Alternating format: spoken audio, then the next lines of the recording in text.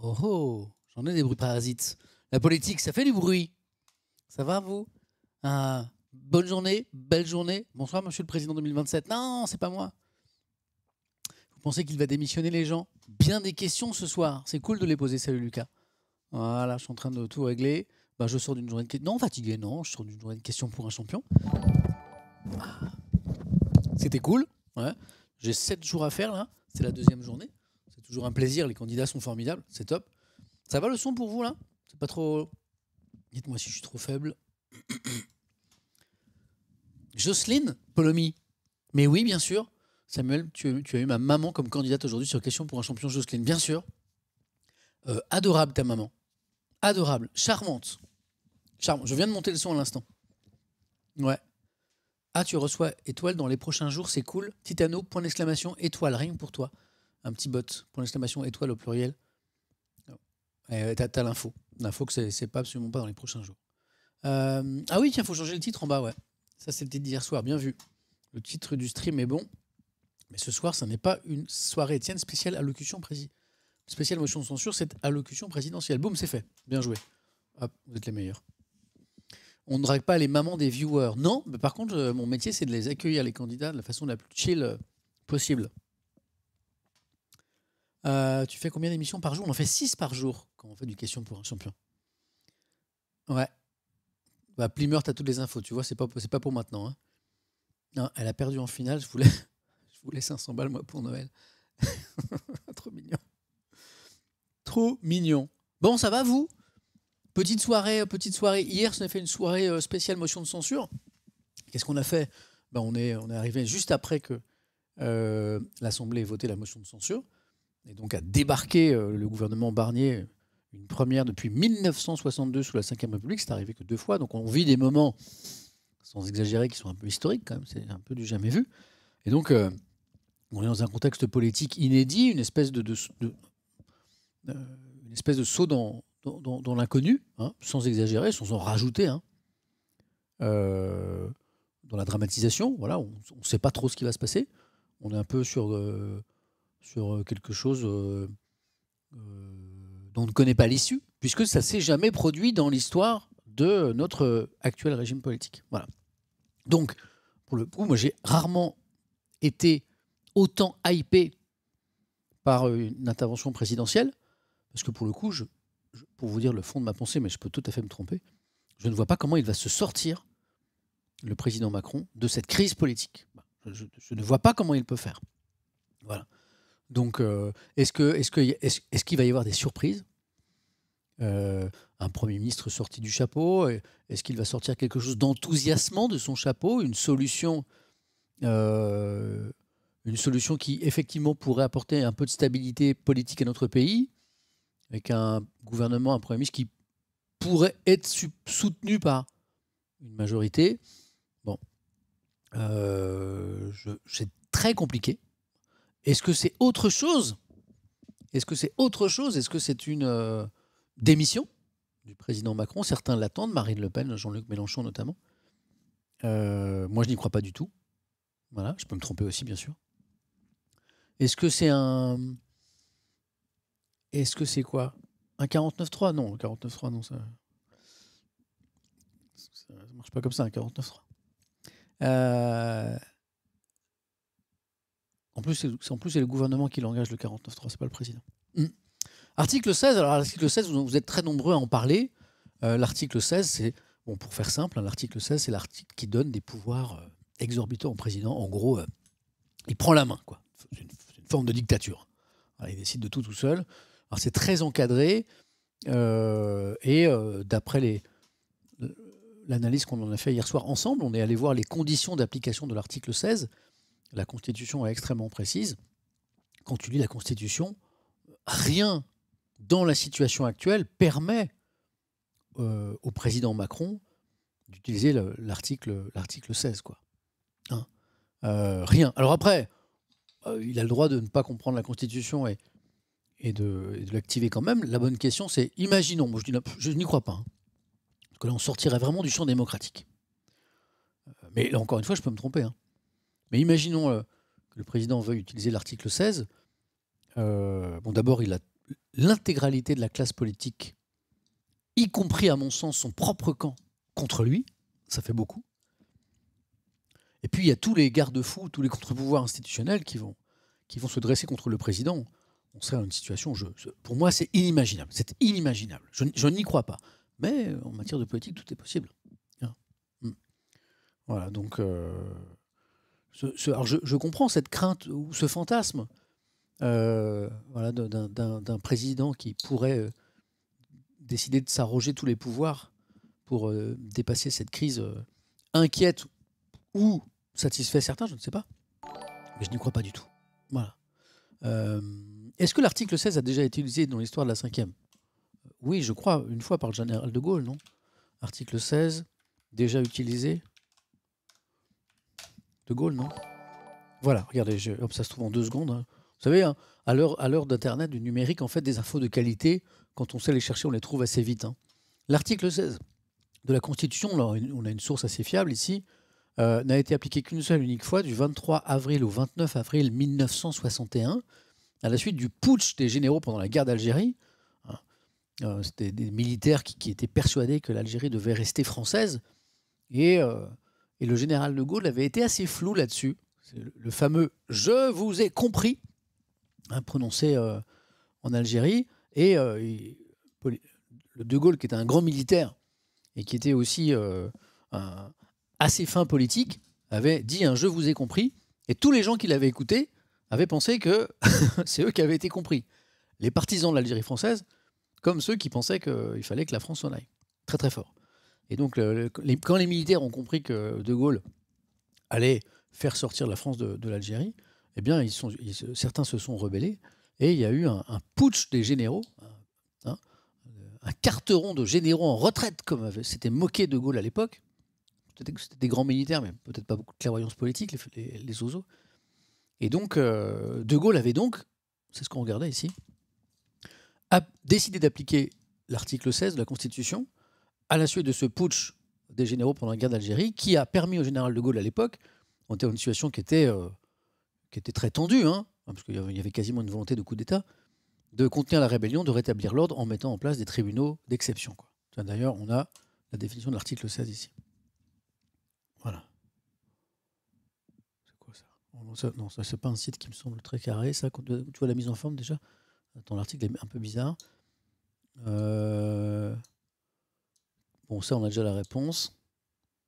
Voilà.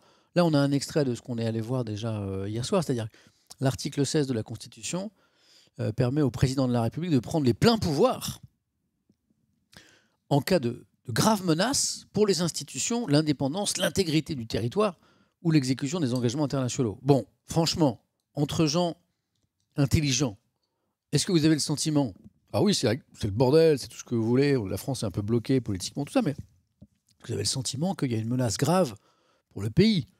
Est-ce que vous avez le sentiment qu'il y a une menace grave sur nos frontières? Est-ce que vous pensez qu'il y a une menace grave sur nos institutions, sur l'indépendance, l'exécution des engagements internationaux? Non. Voilà. Donc quand vous lisez l'article 16 de la Constitution, rien ne permet de dire qu'il est applicable. Alors après, peut-être que le président Macron peut s'en prévaloir, mais je crois qu'il sera tout seul. Voilà. Et à un moment, il faudrait être fou, quoi. Voilà. Donc je n'y crois pas, mais je peux me tromper. Je ne crois pas à une démission, je peux me tromper. Je suis persuadé qu'il va essayer de rester jusqu'à la fin de son mandat. Voilà. Est-ce que ce sera possible? Est-ce que ce sera tenable? Des voix commencent à s'élever dans son propre camp pour appeler une démission du président. Pas en janvier, pas en février, ça n'aurait aucun sens, puisque, comme vous le savez sûrement, le président, l'actuel ou un nouveau président élu en janvier ou en février, ne pourrait pas dissoudre l'Assemblée avant le mois de juillet.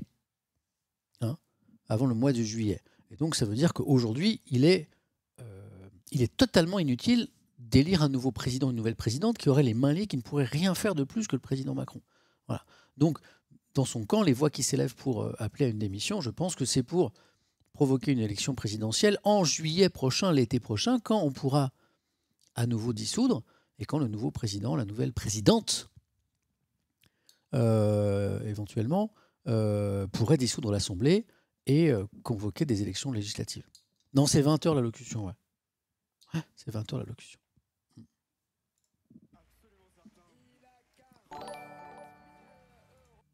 Excusez-moi, je regardais un peu les programmes télé, tout ça.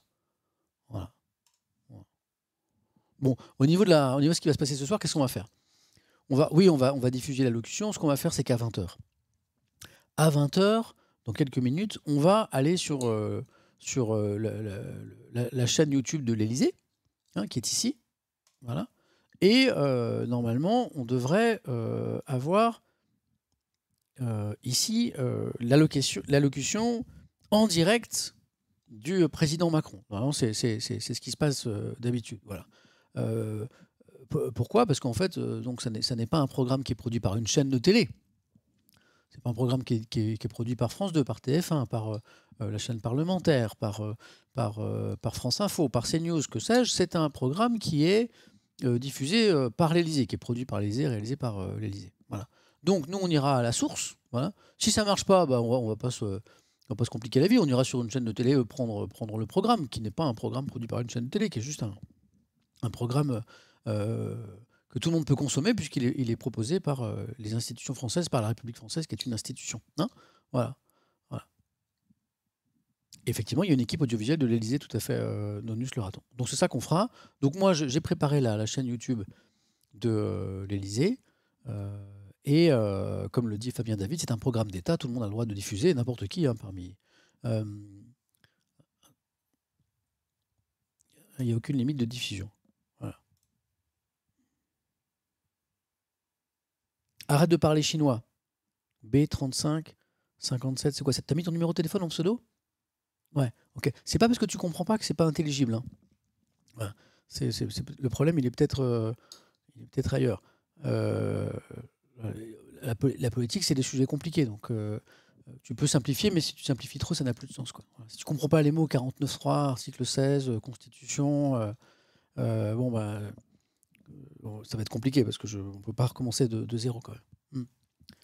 Étant donné du parler chinois, moi. Voilà. Donc, à votre avis, qu'est-ce qui va se passer ce soir?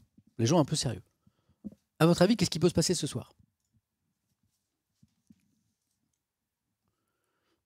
C'est ça. Gigot Fast Live, Macron est bloqué parce qu'il ne peut plus dissoudre avant le mois de juillet. Il a déjà dissous, voilà. Et du coup, il y a un cool-down, il n'a pas le droit de dissoudre avant le mois de juillet. Comme vous le savez, l'Assemblée est très divisée, très compliqué d'obtenir une majorité, sinon impossible. Et donc, c'est ça l'équation dans laquelle on est. Voilà. Il ne va rien se passer, continuité, dit Yus Roshan 2. Mais quelle continuité?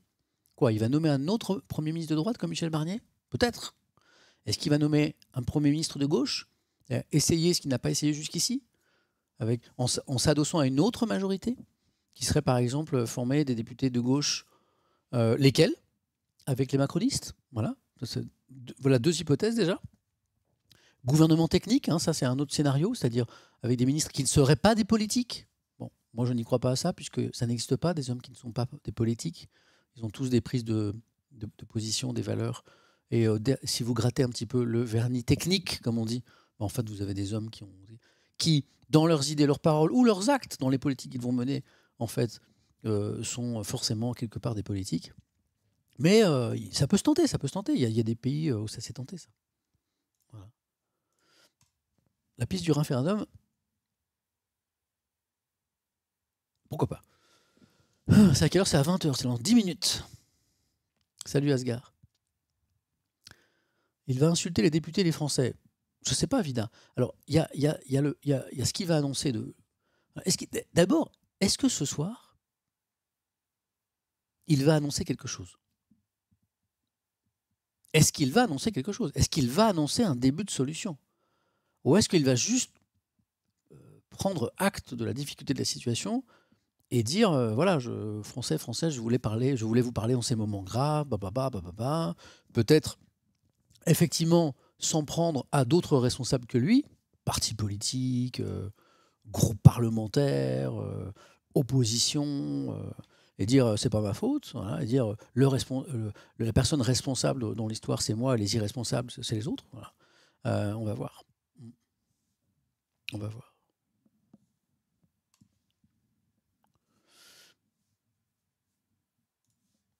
En tout cas, tout ça est assez fascinant. Je vais lire vos hypothèses.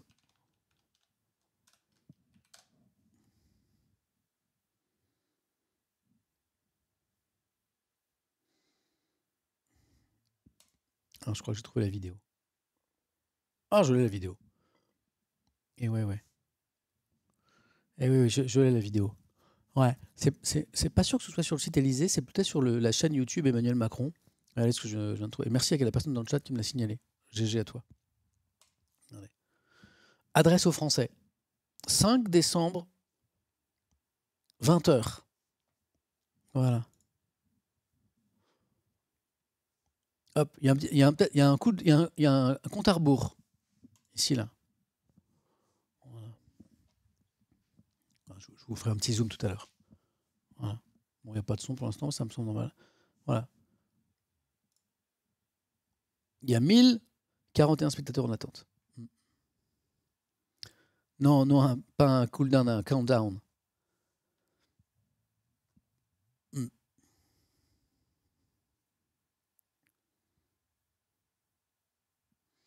L'annonce a été en direct ou ça a été enregistré? Alors, en général, ce genre d'allocution, c'est enregistré.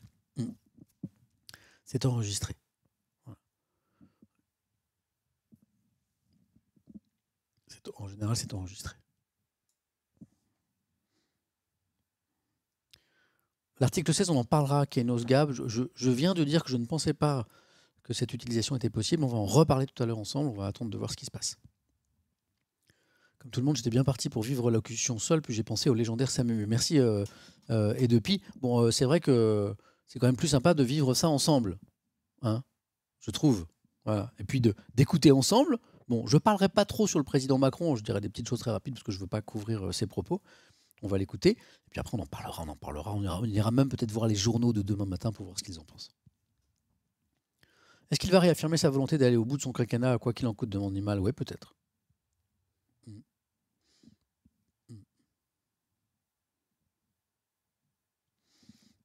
Les questions sont pertinentes. Hein. C'est qui pose cette question? C'est Etiorme. Penses-tu qu'il soit possible de revenir à un fonctionnement à deux partis, centre-droit versus centre-gauche, comme à l'époque de l'UMP versus PS? Centre-droit, centre-gauche, tu peux dire droite-gauche. Hein. J'ai l'impression que tant qu'on restera avec trois partis principaux, voire plus, il nous sera impossible d'avancer. De deux choses l'une, ou on revient à un système avec deux blocs, comme tu le dis, droite-gauche, ou deux autres blocs, avec une alternance au pouvoir. Et dans ce cas-là, avec une majorité forte, les institutions de la cinquième peuvent de nouveau marcher, ou les partis politiques, les acteurs politiques se réorganisent et changent leur façon de faire de la politique au vu de l'éclatement du paysage politique français, en arrivant à se parler, à s'organiser, à créer des coalitions pour que le système politique fonctionne à nouveau. Voilà.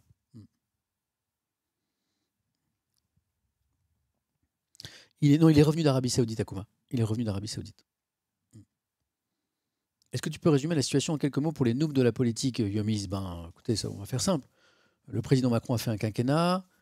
Voilà, ça s'est plutôt bien passé parce qu'il avait une majorité, la majorité des députés macronistes derrière lui. Et puis, il s'est présenté à un deuxième mandat. La compétition a été plus rude. Et il a complètement raté le scrutin très important derrière la présidentielle qui est l'élection législative, l'élection des députés. Parce que quand tu es président de la République, certes un poste avec beaucoup de puissance, si tu n'as pas une majorité à l'Assemblée, tu es tout nu. Tu es tout nu. Tu es déshabillé de tes pouvoirs. Voilà. C'est ce qu'on appelle une période de cohabitation précédemment. Et là, c'est même plus la cohabitation, c'est encore autre chose. Et donc, Macron rate les législatives. Bérésina pour la majorité. Plus de majorité. Voilà. Plus de majorité, une majorité relative. Voilà. Donc, Macron trouve ça un peu compliqué. Et puis, à un moment, il dissout cette assemblée, qui est un pouvoir du président. C'est-à-dire qu'il reconvoque des législatives, alors que les députés étaient partis pour siéger pendant 5 ans. Il casse le truc, il dissout, et dit c'est un peu le bordel, je veux une clarification de la vie politique. Et il dissout, pensant que les oppositions ne sont pas prêtes et qu'il va se refaire, un peu comme au poker. Voilà. Et catastrophe, il enregistre des résultats encore plus mauvais, et il a une majorité encore plus faible. Voilà. Et là, on arrive à la situation qu'on connaît aujourd'hui, c'est-à-dire il ne trouve plus de gouvernement qui puisse être soutenu par une majorité de députés. Et là, il a essayé quelque chose avec un gouvernement de droite, soutenu par les macronistes qui voulaient bien et les députés de droite, mais ça n'a pas suffi. La preuve, l'opposition est bien plus forte à l'Assemblée. En tout cas, l'opposition formée de la gauche et du RN réunie est suffisamment forte et nombreuse en termes de députés pour voter une motion de censure, c'est-à-dire une motion recueillant les voix de la majorité des députés à l'Assemblée pour faire débarquer le gouvernement. C'est ce qui vient de se passer. Là, la France et son gouvernement. Voilà. Donc là, je vous ai résumé à l'extrême le truc, mais c'est un peu ça, quoi. 57. 2 minutes 30. J'espère qu'on aura du son.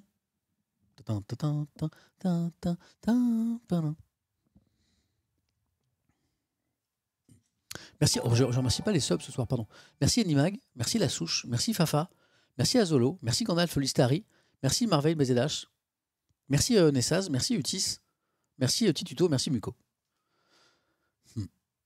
Vraiment, le gouvernement en ce moment, c'est de la télé-réalité, j'ai l'impression. Bah, c'est assez passionnant de parquet, parce qu'on est dans l'inconnu. Rien de ce que nous vivons aujourd'hui. Je vais mettre en full screen, mais pour l'instant, c'est pas possible. Regardez, c'est pas possible. Je pense que ça va se débloquer quand la vidéo va commencer. Ou alors, je vais vous la grossir. Moi, ça, c'est pas un sujet. Voilà. Oui, on est dans l'inconnu. Tout ce qui se passe en ce moment, c'est nouveau. Rien ne s'est jamais passé de tel dans l'histoire de notre régime politique. Je vais vous la grossir. Oui, la vidéo. Oh, arrêtez les modos. Vous êtes les premiers à dire des bêtises, c'est incroyable. Ah si, c'est tout le gouvernement qui a sauté. Il y a Gigo Fastlife qui disait mais comment ça, tous les ministres ont sauté, pas juste le Premier ministre, je savais pas ça. C'est tout le gouvernement qui a sauté. C'est ça une motion de censure. Ouais.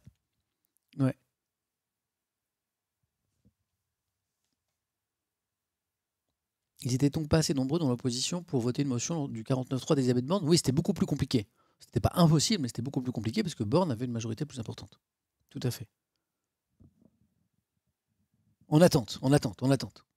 Bon, moi j'ai prévu d'autres choses. Qu'est-ce qui se passe sur le site de l'Élysée, par exemple? Rien pour l'instant. Ok. On est plutôt là, quoi. Ok. Donc oui, c'est une séquence historique. Alors, voilà. On va voir ce qui va se passer. C'est pour ça que cette intervention m'intéresse tellement. Je suis très curieux. Macron va parler dans quelques secondes, Femto. Je suis très curieux de savoir quelle solution va trouver. Je regarde un peu ce que font les amis du service public. Voilà. Et je suis très curieux de la solution que le président Macron va essayer de pouvoir trouver. Les enfants vont lire ça dans les manuels d'histoire. Oui, peut-être. Enfin, peut-être pas les enfants. Parce que je ne sais pas si les enfants, on leur enseigne la...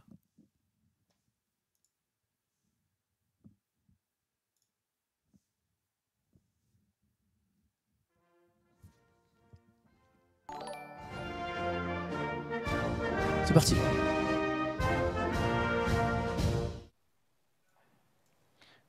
Françaises, Français, mes chers compatriotes, hier, l'Assemblée nationale a voté à la majorité absolue le rejet du budget de la sécurité sociale et ce faisant la censure du gouvernement de Michel Barnier.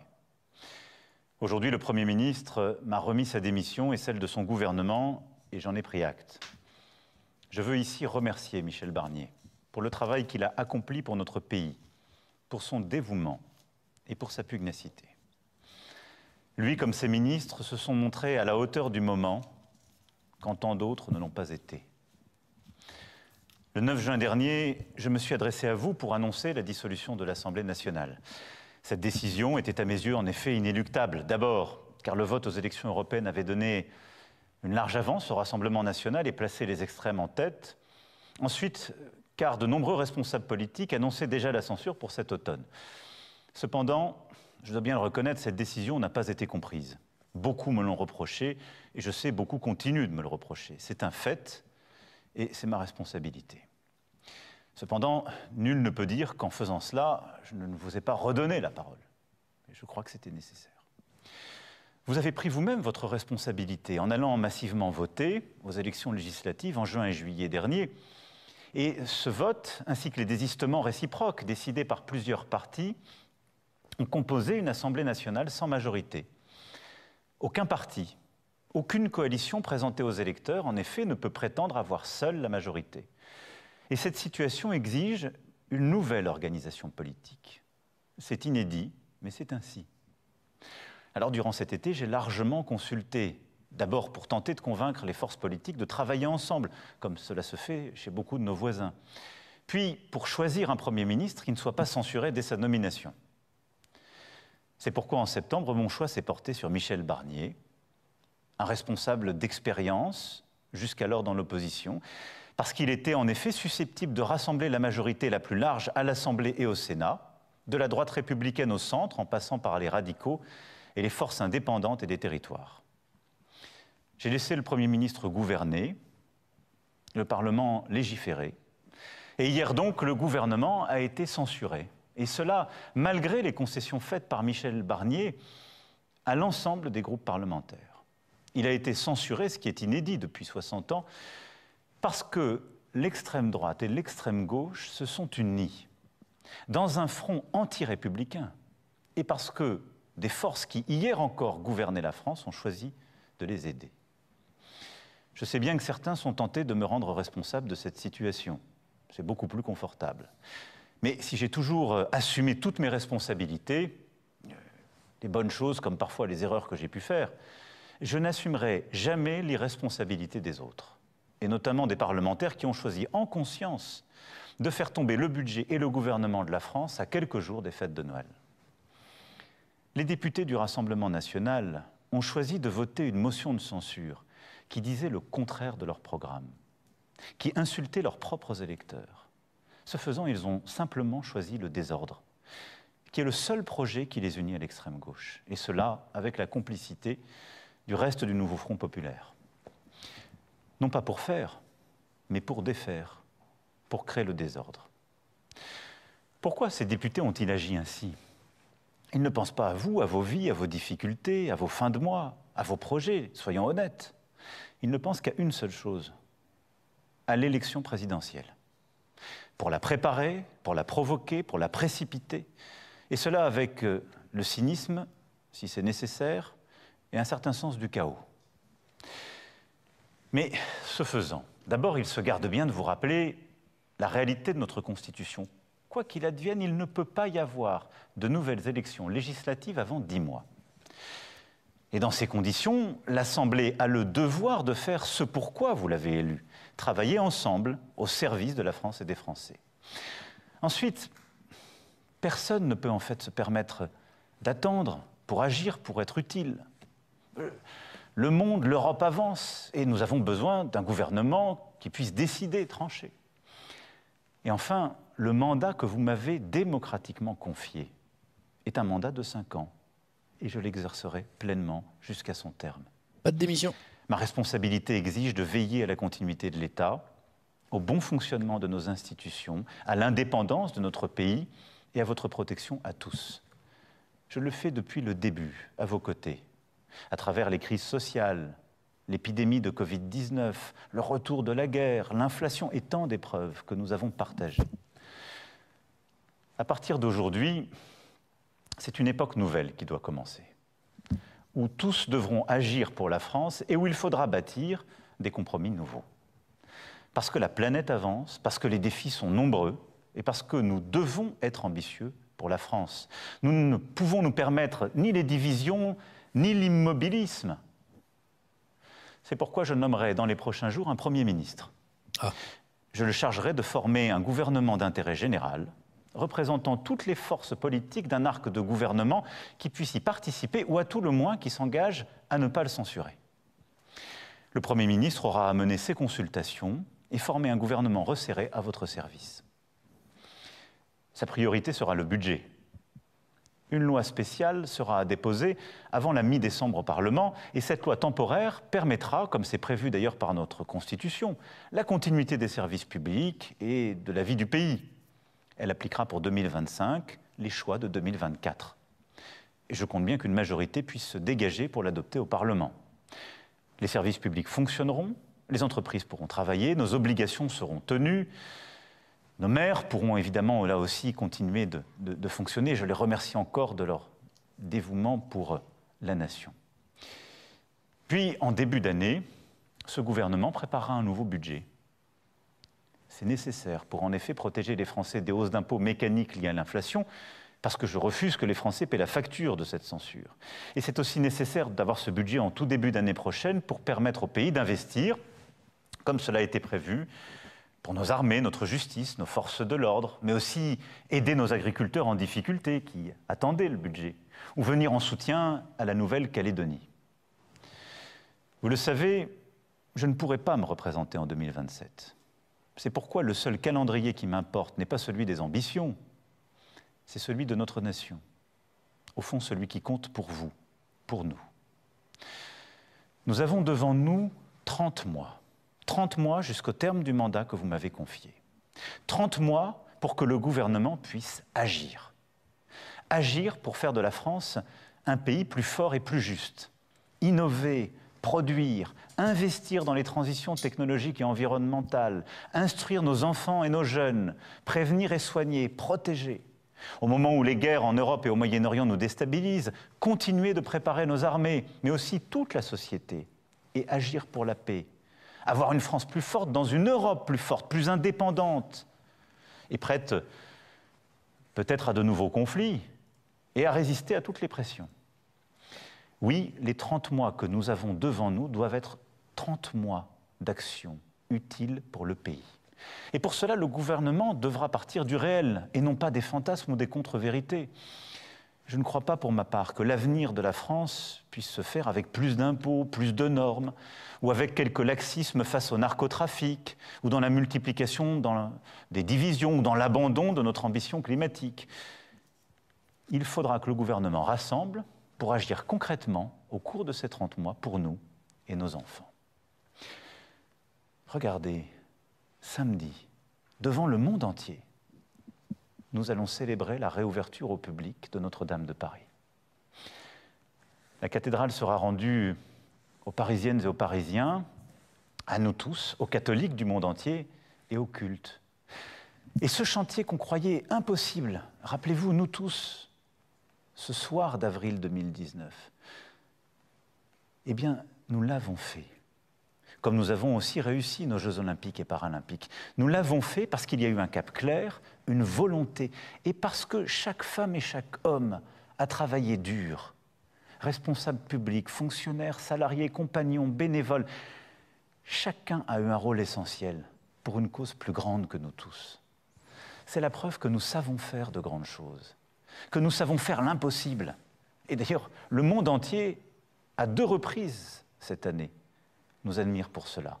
Eh bien, c'est la même chose qu'il nous faut faire pour la nation. Avoir un cap clair pour ces 30 mois. L'école, la santé, la sécurité, le travail, le progrès, le climat, l'Europe. Des actes clairs qu'un gouvernement devra prendre au service du pays.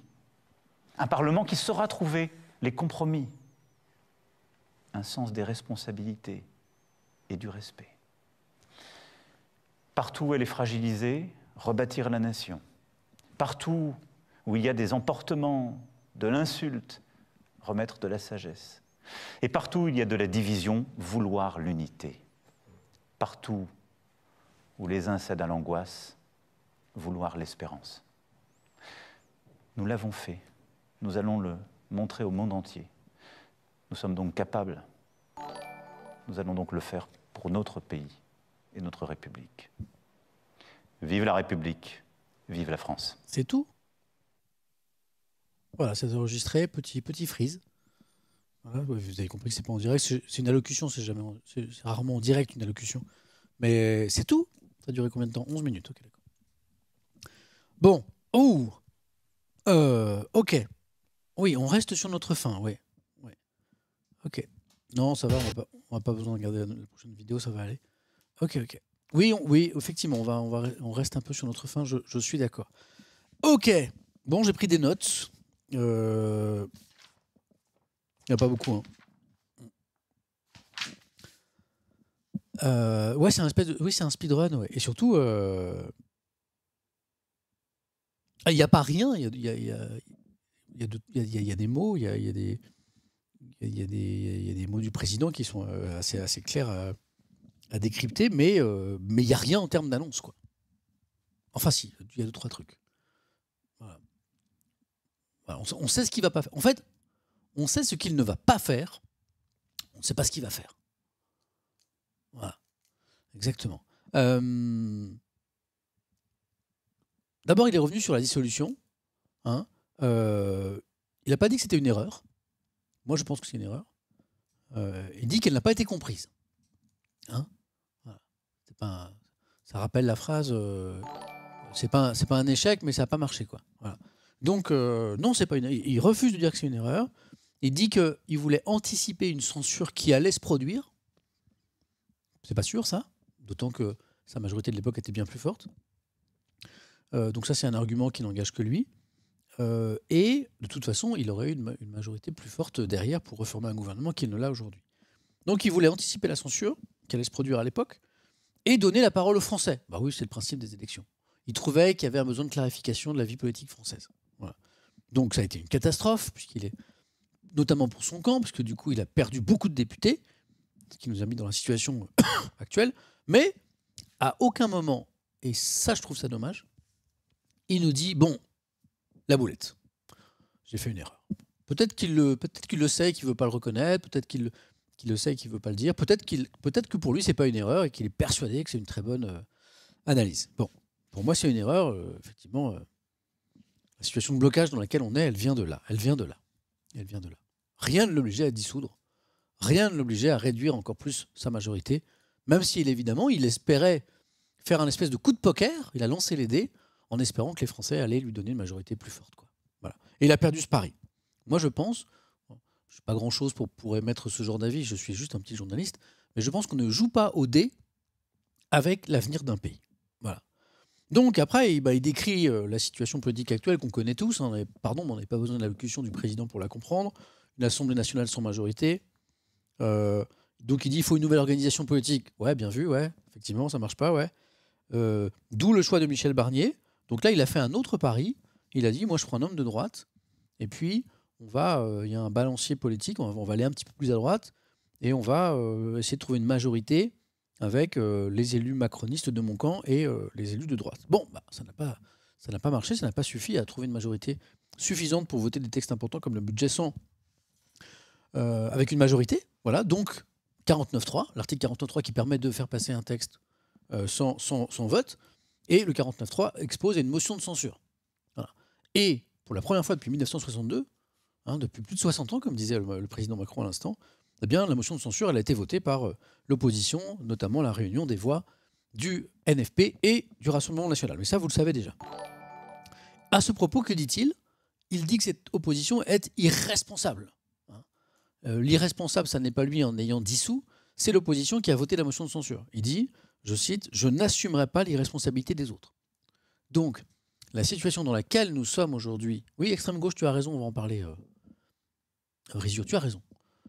Merci Dovakine pour le soutien, merci Gordon Mathéus pour le prêt, merci Draxiou pour le 5e mois d'abonnement, merci Martoni, Okni, Enimag, Lassouche, Fafa, Azolo et Gandalf.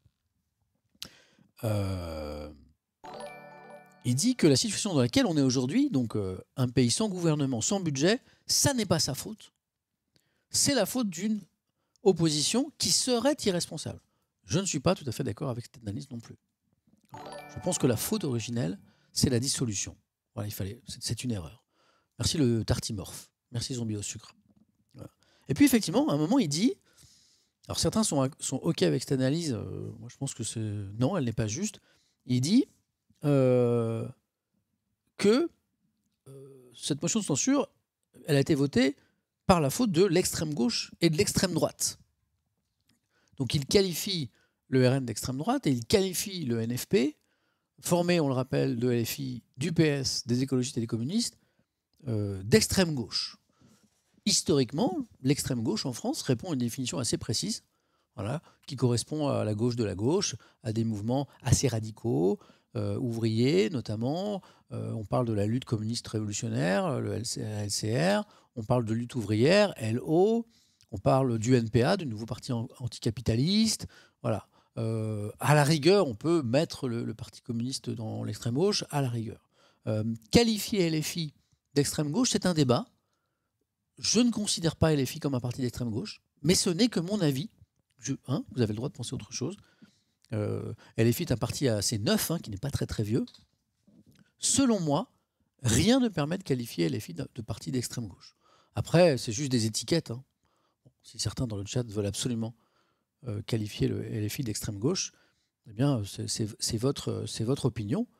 Je vous ai donné la mienne, vous en faites ce que vous voulez. Le président Macron, lui, estime que c'est l'extrême gauche. Ça, c'est intéressant à comprendre. Du coup, il renvoie la responsabilité de la situation actuelle aux extrêmes. En gros, tout ce qui n'est pas lui, pardon, mais finalement, tout ce qui n'est pas lui aujourd'hui, c'est ce qu'il dit le président, c'est extrémiste. La gauche, c'est l'extrême gauche. Le RN, c'est l'extrême droite. Bon, là, je suis d'accord avec lui, c'est l'extrême droite. Et il ne parle pas trop de la droite, parce que la droite, potentiellement, c'est un allié pour lui. Voilà. Donc, je n'assumerai pas les responsabilités des autres. Cette situation n'est pas de son ressort et de sa responsabilité. Il dénonce les partis qui ne pensent qu'à la présidentielle. Et c'est pour ça qu'il ne joue pas le jeu de l'intérêt supérieur de l'État, l'intérêt commun du pays. Les partis qui ne pensent qu'à la présidentielle, évidemment, lui est un homme qui n'a pas du tout pensé à la présidentielle de sa vie. Donc c'est assez amusant qu'un homme qui s'est présenté 2 fois à la présidentielle accuse les partis d'opposition de ne penser qu'à la présidentielle. Bon, c'est assez amusant.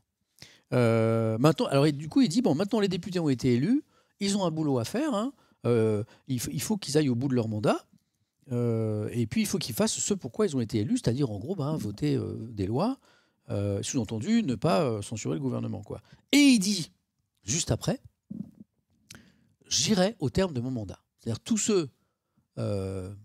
Swayze, Samuel, pas objectif du tout. L'objectivité n'existe pas, Swayze.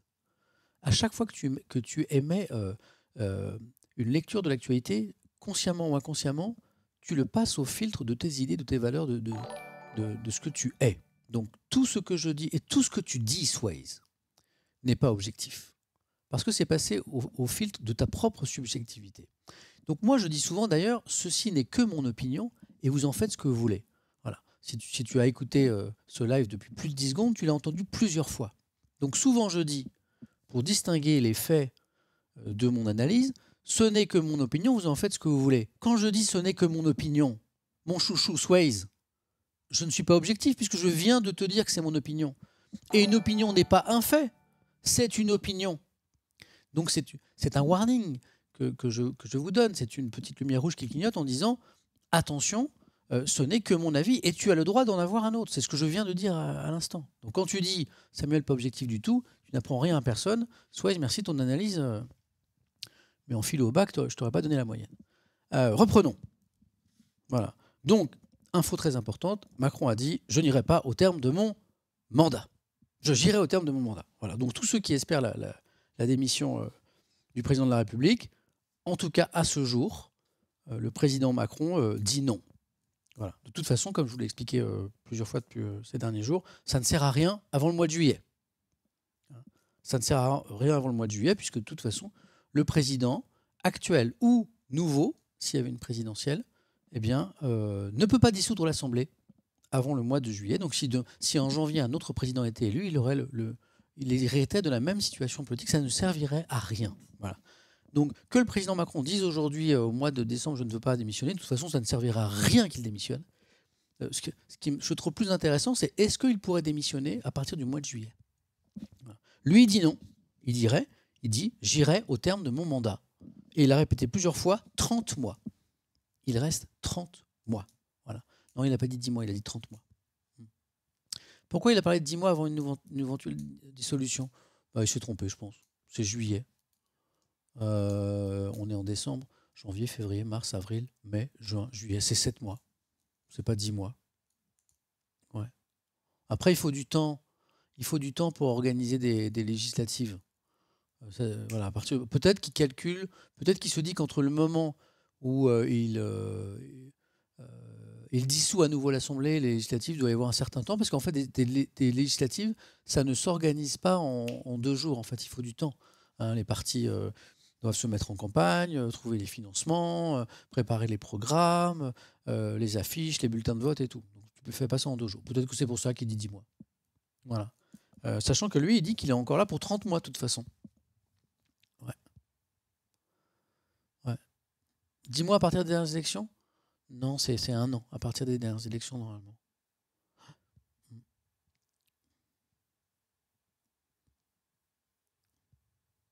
Voilà. Donc, il a dit qu'il resterait jusqu'au bout. À un moment, il a dit un truc qui m'a vachement intéressé. Il a dit « Une époque nouvelle doit commencer avec des compromis nouveaux ». Waouh! Arrêtons-nous là-dessus. Une époque nouvelle doit commencer avec des compromis nouveaux. Et je me suis dit, ça y est, il tire les leçons de la situation. Il comprend que la donne politique a complètement changé, que ça va être très compliqué de trouver une majorité avec un seul parti. Et il va nous dire que voilà, maintenant les partis doivent commencer à se parler, former des coalitions, voilà, avec des. Il dit compromis. Voilà. Parce que c'est ça en fait qui doit se passer. Et donc là, j'attends la suite avec impatience. Et la suite, c'est je nommerai un nouveau Premier ministre dans les prochains jours, okay, pour un gouvernement d'intérêt général, soutenu par qui le voudra, ou au moins s'engagera à ne pas le censurer. Qu'est-ce que ça veut dire? Rien. Pour ceux qui se posent la question. Rien. Ça veut rien dire. Hein, nommer un nouveau Premier ministre, d'accord. Soutenu par qui? Il n'a pas dit. Il a dit par ceux qui voudront bien. Ouais. Ok. Oui, il ne va pas être soutenu par ceux qui ne veulent pas, oui, ça c'est sûr. Et par ceux qui éventuellement s'engageront à ne pas le censurer. Ok. Quelle couleur ce gouvernement? Quelle couleur politique? Quels équilibres? Soutenu par quel parti? Par quelle coalition? Gouvernement politique? Gouvernement technique? Alors, voilà. Un peu de tout, il a dit. Alors, à un moment, il a dit un petit peu de tout. Ah oui, phrase très intéressante. Tu vois, quelqu'un me dit un peu de tout. Oui, t'as raison, merde alors. Il a dit parti où il y aurait un petit peu tous les, voilà, tous les partis, mais tous les partis qui le voudraient. Hein? Est-ce que vous imaginez? Merci Andragora37 pour les 5 abonnements offerts à la commune. Merci Sinfarch. Merci encore Neoxys. Pokawa et le Tartimorph. Est-ce que vous imaginez le RN soutenir un gouvernement Macron? Voilà. Donc tous les partis. Alors ce qui m'a surpris, c'est que quand il a dit, en gros, il faudrait que ce gouvernement sera soutenu par tous les partis qui le souhaitent, j'ai l'impression qu'il n'a pas parlé des partis républicains. Mais il y a peut-être quelque chose qui m'a échappé. Normalement, quand le président Macron parle de ça, il dit je veux bien être soutenu par les partis dits républicains. Et dans sa bouche, ça veut dire en excluant le RN et LFI. Ah. Alors il y a Ilianovic qui m'a dit il a dit parti de gouvernement, donc il exclut LFI et le RN. Oui, ça me surprenait aussi un peu. Il a dit républicain? Je me posais la question.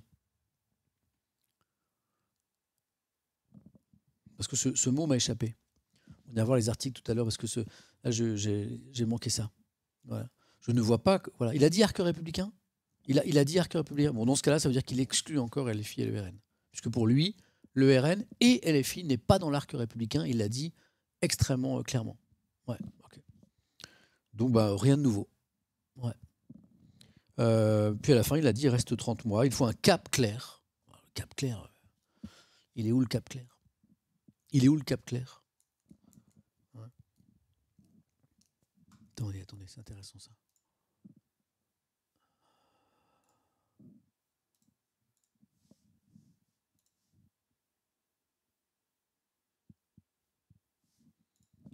Vous avez entendu le cap clair, vous? Ah, on peut réécouter le passage. Attends, on va réécouter le passage. Parce que c'est ça qu'on peut faire aussi sur Internet, prendre le temps. Attendez, on va réécouter le passage sur les partis politiques. Bon, là, il est parti de Notre-Dame de Paris, à un moment, c'était surréaliste. Oh, enfin, j'ai vu ce qu'il voulait dire, mais franchement... Attends, c'est là. Voilà, c'est là. C'est là. Immobilisme. C'est pourquoi je nommerai dans les prochains jours un premier... C'est là, c'est le passage. Quel parti veut-il voir soutenir ce gouvernement? C'est là, c'est là. Premier ministre. Je le chargerai de former un gouvernement d'intérêt général, représentant toutes les forces politiques d'un arc... Alors, moi je n'avais entendu que toutes les forces politiques. Je me suis dit, quoi, il veut bien être soutenu par LFI et le RN? Puis non, j'avais oublié arc républicain.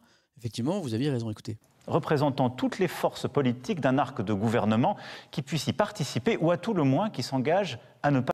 Attendez, c'était juste avant. Là. Dans toutes les forces politiques d'un arc de gouvernement qui puisse y... Ah. Nous ne pouvons nous permettre ni les divisions, ni l'immobilisme. C'est pourquoi je nommerai dans les prochains jours un Premier ministre.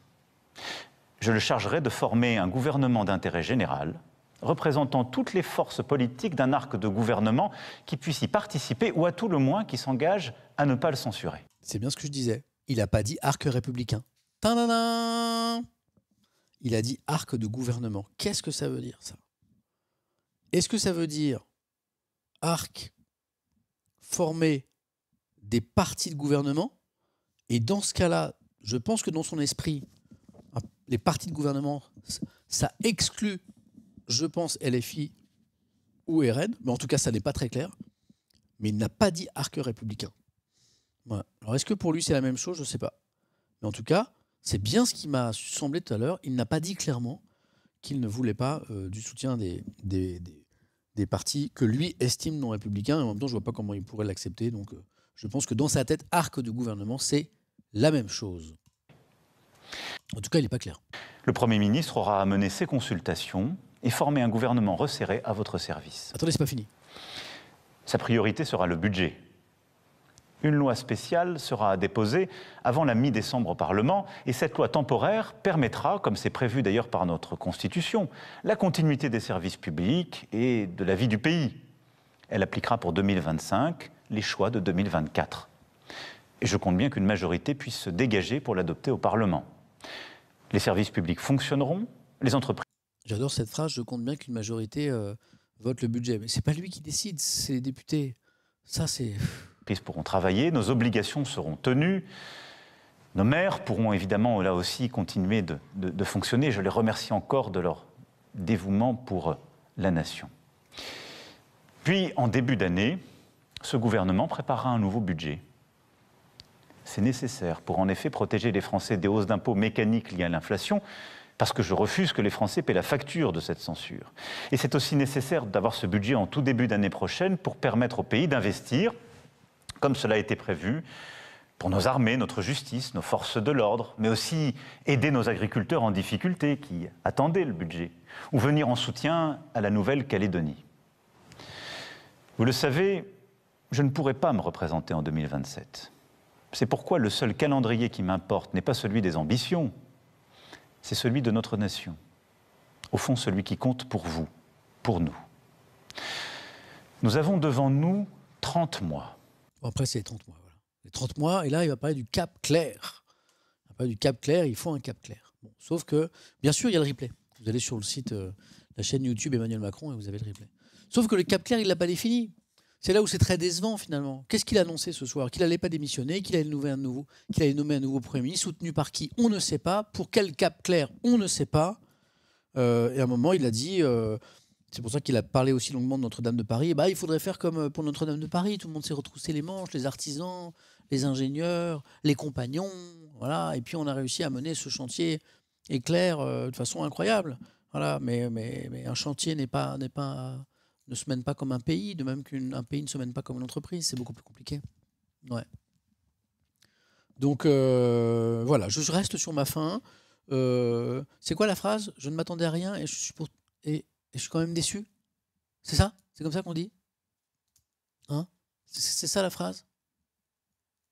Ouais, c'est ça. Je ne m'attendais à rien, et je suis quand même déçu. C'est-à-dire que je pensais vraiment naïvement que, je sais pas, les mecs à ce niveau, ils sont quand même, voilà, sont censés être quand même entre guillemets, des surdoués de la politique. On ne devient pas président de la République comme ça. Donc, à un moment, ils seront en capacité d'inventer des solutions pour le pays qui aujourd'hui se retrouve dans une crise économique, une crise politique. Et non, en fait, il n'y avait rien là ce soir. Il n'y avait rien. Je ne le dis pas voilà, c'est pas du poujadisme, c'est pas de la position de bistrot, c'est pas de l'anti-macronisme primaire. Non, objectivement, dans son allocution ce soir, il n'y a rien. Peut-être que je me trompe. Là, dans un instant, vous savez ce qu'on va faire tout à l'heure ce soir? On va rester un peu encore. Ensemble, on va aller voir les journaux, ce qu'ils en disent, leurs premières analyses. Je serais surpris qu'un journal nous dise waouh, le président Macron, il nous a déchiré. C'est incroyable, quoi. Merci Ludo, merci Andragora, merci encore. Voilà. Est-ce qu'on fait un sondage? Dites-moi ce que vous en pensez. Tout. Voilà. Nouveau sondage. Euh, euh, que pensez-vous de l'allocution du président? Interrogation. Très convaincant, moyennement convaincant,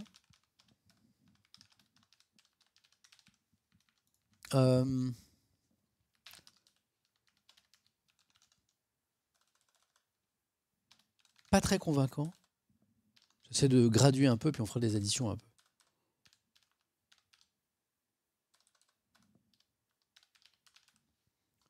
Pas du tout convaincant. Hein. Oui, à la folie, on peut dire. Voilà. On va essayer ça comme ça. Hein, ok. Je ne sais pas, vous n'êtes pas obligé d'avoir un avis aussi. Hein. On n'est pas obligé d'avoir un avis sur tout. Hein. Ok. Que pensez-vous de l'allocution du président qu'on a écouté ensemble, qu'on a commencé à décrypter ensemble? Très convaincant, moyennement convaincant, donc ça c'est un peu c'est très positif, un peu positif. Pas très convaincant, négatif. Pas du tout convaincant, très négatif. Convaincu de quoi? De l'allocution du président, de la pertinence de son constat, de la pertinence de ses solutions. De quoi on parle depuis une demi-heure? Chouchou. Faut écouter un peu.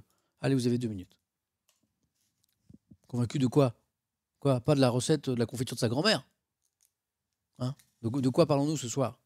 De l'intelligence de son constat et de la pertinence de ses propositions. Hein? On ne parle pas de la recette de la quiche à la strasbourgeoise. Satisfait de quoi? C'est pas du hockey sur glace. Hein.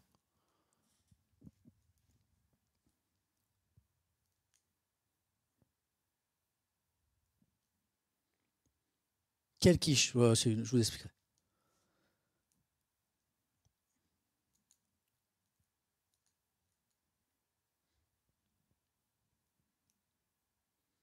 C'est bon la quiche à la strasbourgeoise? C'est très très bon. Qui a parlé de quiche? C'est moi. C'est difficile d'être convaincu quand il n'y a pas d'argumentation. Oui, je suis d'accord, Tommy.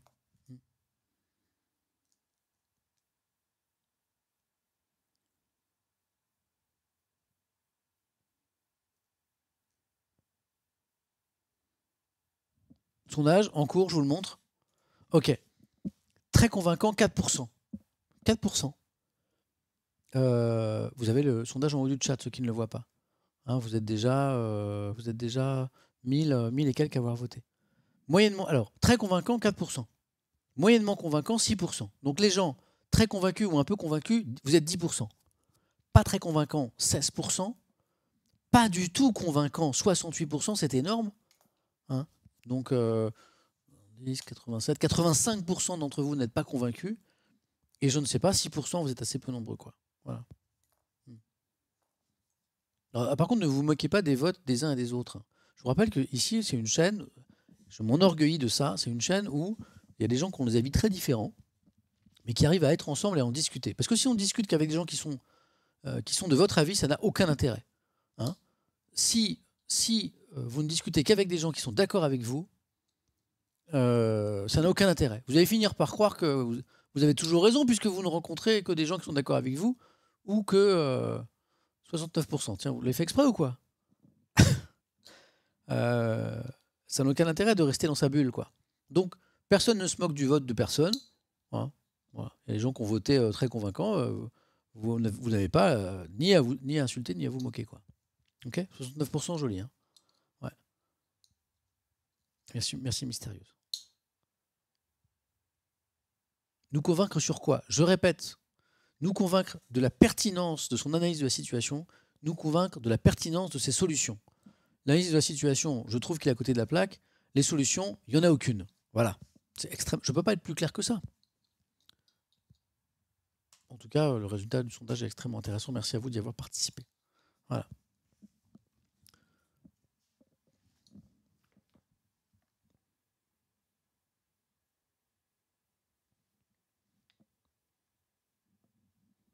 J'envoie un message à mon amoureuse parce que mon grand Malo est encore retombé malade. Il est parti à l'école aujourd'hui. On pensait qu'il était guéri.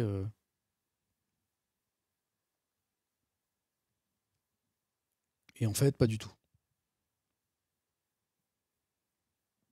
Donc mon épouse l'emmène à 22h ce soir chez le médecin parce qu'en fait il a toujours de la fièvre et c'est pas normal. C'est pas très très grave, hein.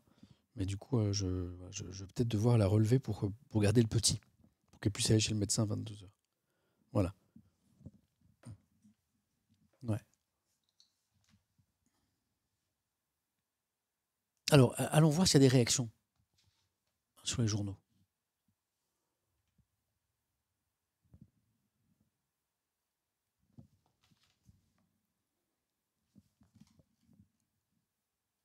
Allons voir ce qu'en pense un journal comme Le Monde, par exemple. Je pense que c'est un peu trop tôt pour aller voir les journaux. Ils vont pas être sortis, quoi.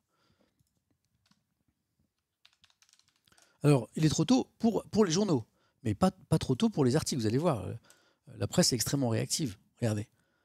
Voilà ce que Le Monde a retenu, par exemple, de cette allocution à l'instant qu'on a écouté ensemble. Emmanuel Macron exclut de démissionner et promet une loi de finances spéciale avant la mi-décembre, ce qu'il faut retenir de son allocution. Voilà, il a annoncé qu'il nommera dans les prochains jours un nouveau Premier ministre, bon ça on l'a entendu, et il a reconnu que la dissolution de l'Assemblée n'avait pas été comprise par les Français. Tu m'étonnes. Ah, les réactions. Certains m'interrogeaient sur les réactions. PTDR, il y a 4 lignes. C'est quoi Morguiche, ça? C'est 4 lignes, ça? Oh là là, le mauvais esprit. Putain. Allez cliquer sur les trucs, les gars. Ça se fait avec le doigt de gauche, là. Pour Lucie Castet, Emmanuel Macron se montre chef de tout, mais responsable de rien. Alors, Lucie Castet, c'est celle qui, à un moment, devait être la candidate à Matignon de la gauche. Voilà. Aujourd'hui, c'est un petit peu abandonné comme idée. Il y a plus grand monde à gauche qui soutient cette idée-là. Voilà. Alors, Lucie Castet a regretté que le président ne semble pas avoir l'intention de nommer un Premier ministre de gauche, issu du nouveau Front populaire. Elle a qualifié de cocasse et d'absolument désolant et révoltant que le chef de l'État en appelle à un front républicain pour créer un gouvernement d'intérêt général. Ça, c'était très important. Alors même que le camp présidentiel avait menacé de censurer un gouvernement NFP dès sa nomination avec l'aide du RN. C'est vrai, ça. Voilà. OK. Les réactions, il y a d'autres réactions. Il n'y a que celle-là pour l'instant. On va en trouver plein d'autres, vous allez voir. Tiens, il y a un journal qui est bien pour ça, qui a un petit fil d'actualité avec les dernières infos qui est assez intéressant, vous allez voir. Le Figaro a un truc intéressant. Là, ce qu'ils appellent le flash. Est-ce qu'ils ont mis des réactions là? Non, ils ont mis l'essentiel. D'accord, ils n'ont pas mis encore les réactions.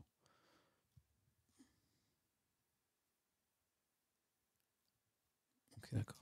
C'est un peu tôt pour les réactions. Jean-Luc Mélenchon, il a réagi déjà ou pas?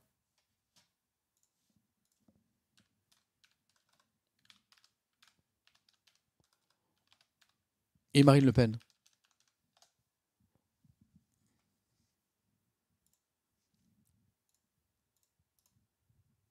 Bon, je ne l'ai pas encore. Il est sur TF1 en ce moment, d'accord, ok. Très bien. Bon, c'est un peu tôt pour les réactions. Voilà. Allons voir ce qu'un journal comme Libération peut dire en cette heure de la soirée de l'allocution du président, si vous voulez.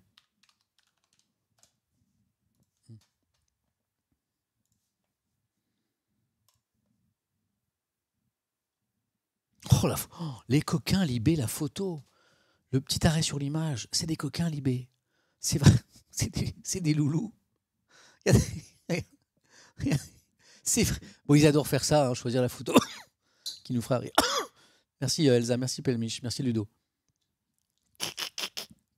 Les coquins. Mais je suis déjà abonné.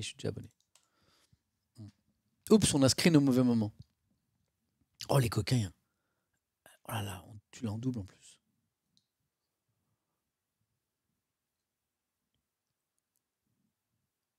Ah, réaction de Marine Le Pen. Marine Le Pen adresse un petit rappel à Emmanuel Macron. Alors que le RN a été ciblé par le président dans son allocution, tu m'étonnes, pour son rôle dans la chute du gouvernement Barnier, la patronne de l'extrême droite lance un petit rappel au président Macron, censé être le garant de la Constitution. La censure n'est pas anti-républicaine, elle est prévue dans la Constitution de notre 5e République, a-t-elle grincé sur Twitter. Elle a raison. La censure en tant que telle n'est pas anti-républicaine. Ouais. Marine Tondelier, l'écologiste. Il y a une bonne nouvelle ce soir, le président de la République n'a pas nommé à la va-vite un Premier ministre encore plus à droite. Ah oui, c'est vrai. Pas encore, on va voir. Sur tout le reste, rien n'allait, dit Marine Tondelier. Fabien Roussel, le communiste. Insupportable mépris de Macron pour les Français et pour la représentation nationale. Ok. C'est les premières réactions. Ouais. Il sera de droite dans tous les cas, mais on ne sait pas. Mais c'est ça le problème. C'est ce soir, on ne sait rien. Moi, pardon, mais quand un président de la République prononce une allocution à tous les Français, c'est-à-dire quand il donne rendez-vous à 20h à tous les Français, hein, en gros, tous les journaux télévisés ce soir ont diffusé ça, quoi. C'est pour dire des trucs importants, pour chasser un peu l'angoisse en disant il n'y a pas un vide, c'est pas une crise, vous inquiétez pas, je vais proposer des solutions. Qu'est-ce qu'il a annoncé ce soir? Pas grand-chose. Et là, ça ne va pas, quoi. Ouais.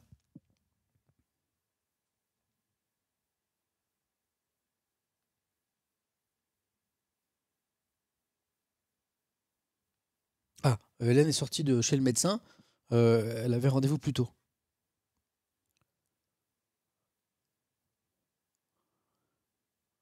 Quel diagnostic pour Malo?